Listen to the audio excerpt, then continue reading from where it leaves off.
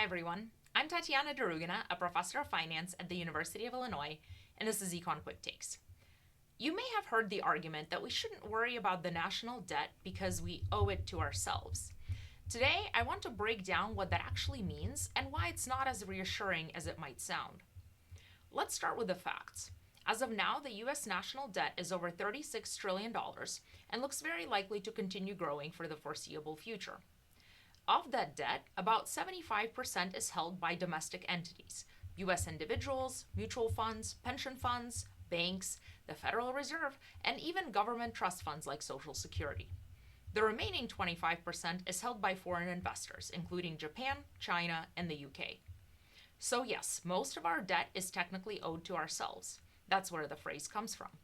When the government pays interest on this debt, it's basically moving money from taxpayers to bondholders, many of whom are also US citizens. But that doesn't mean the debt doesn't matter. In fact, one could argue it's more troubling that we owe it to ourselves. Why is that? Because not paying back domestic debt would mean harming Americans, including retirees, directly or through effects on institutions counting on those payments.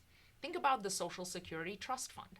If the government doesn't make good on the bonds it holds, that would directly impact its ability to pay future benefits. Of course, defaulting on foreign debt isn't a good idea either. Any default, domestic or foreign, would shatter confidence in US creditworthiness and make future borrowing more expensive. The real point is this: being our own lender doesn't make the debt go away, it just changes who bears the burden. Interest payments still have to come from somewhere, usually taxes, and the larger the debt, the more strain it puts on the federal budget. So, no, we shouldn't take too much comfort in owing it to ourselves. Thanks for watching. This has been Econ Quick Takes.